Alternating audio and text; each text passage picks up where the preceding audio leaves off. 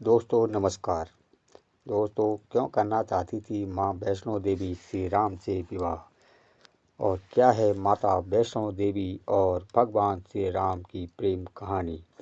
उत्तर भारत में हिंदुओं के तीर्थ स्थान माता वैष्णो धाम के बारे में तो सभी जानते हैं। जम्मू के त्रिकुट पर्वत पर माता वैष्णो देवी की एक भव्य गुफा बनी हुई है, और इस गुफा के अंदर प्राकृतिक रूप से 3 पिंड बने हुए हैं। यह 3 पिंडियाँ माता लक्ष्मी, माता सरस्वती, माता पार्वती की हैं। माता वैष्णो धाम की यात्रा करने वाले भक्तों को इन तीनों के दर्शन करने होते हैं, लेकिन फिर भी इस गुफा को माता वैष्णो देवी की गुफा कहा जाता है। वास्तव में ना तो यहाँ माता वैष्णो की कोई पिंड बनी हुई है, ना तो कोई यहाँ पर उनकी प्रतिमा है। कहा जाता है कि माता वैष्णो देवी एक अदृश्य रूप में विराजमान है, और इसलिए वैष्णो देवी तीर्थ कहा जाता है। लेकिन आखिर माता वैष्णो देवी और भगवान श्री राम की प्रेम कहानी किस तरह से जुड़ी हुई है? क्या मर्यादा पुरुषोत्तम भगवान श्री राम ने माता वैष्णो देवी से प्रेम किया था? क्या आज तक माता वैष्णो देवी त्रिकुट पर्वत पर भगवान श्री राम का इंतजार कर रही हैं और इन्हीं के लिए कुंवारी हैं? जानेंगे आज के वीडियो में।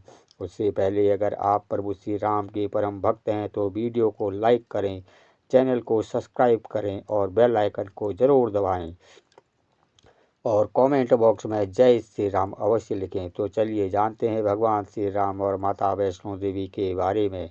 दरअसल इसके पीछे एक खास कथा है जो मार्कंडेय पुराण में बताई जाती है। यह कथा माता त्रिकुटा और भगवान श्री राम की प्रेम कथा है। बताया जाता है कि माता त्रिकुटा यहाँ अदृश्य रूप में भगवान श्री राम के वचन को पूरा होने का इंतजार कर रही है, जो वचन भगवान श्री राम ने त्रेता युग में लंका से लौटने के समय उन्हें दिया था। मार्कंडेय पुराण के अनुसार त्रेता युग में जब भगवान विष्णु और भगवान श्री राम के रूप में अवतार हुआ, तब उस समय में भगवान विष्णु के अंश से एक कन्या का भी जन्म हुआ था।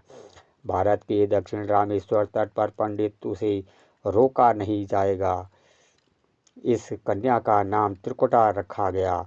जब यह कन्या 9 वर्ष की हुई, तब उस कन्या को पता चला कि भगवान विष्णु ने राम के रूप में धरती पर अवतार लिया है, और तभी देवी त्रिकुटा ने अपनी पति पिता की आज्ञा से समुद्र के किनारे भगवान श्री राम को पाने के लिए तपस्या शुरू कर दी। रावण ने जब माता सीता का हरण किया, और जब भगवान श्री राम माता सीता को ढूंढते हुए रामेश्वर तट पर पहुँचे, तब भगवान श्री राम और देवी त्रिकुटा की पहली मुलाकात हुई।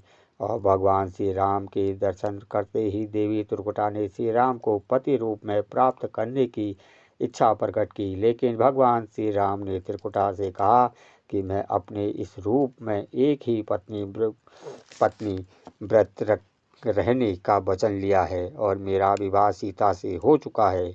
यहाँ मैं अपनी पत्नी को रावण से मुक्त कराने आया हूँ, इसलिए मैं आपसे विवाह नहीं कर सकता। लेकिन देवी त्रिकुटा अपनी बात पर अड़ी रही।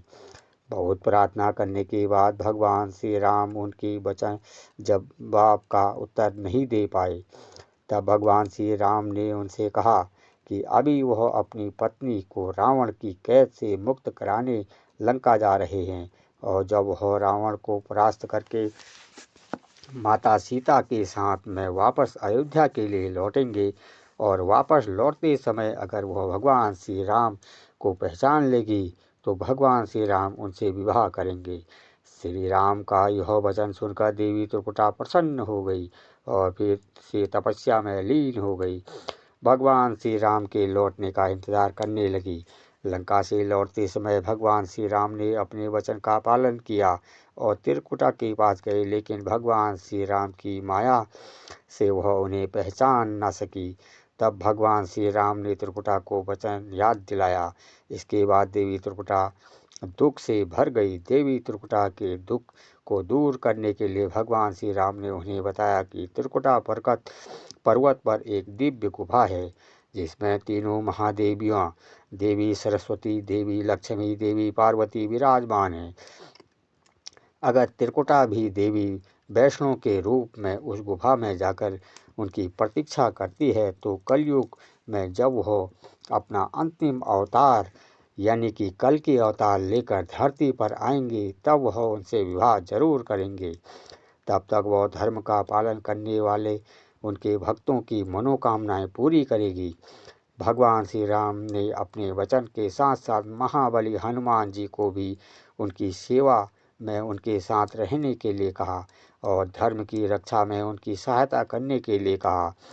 इसलिए आज तक हनुमान जी जो अजय और अमर कहे जाते हैं, और भगवान श्री राम की प्रतीक्षा कर रही माता वैष्णो देवी आज भी त्रिकुटा पर्वत पर गुफा में अदृश्य रूप में विराजमान है।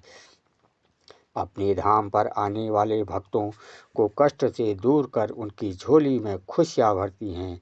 ये थी दोस्तों आज की भगवान श्री राम और त्रिकुटा की प्रेम कहानी। आपको कैसी लगी हमें वीडियो के कमेंट बॉक्स में ज़रूर लिख के बताइए और इसको शेयर करना ना भूलें।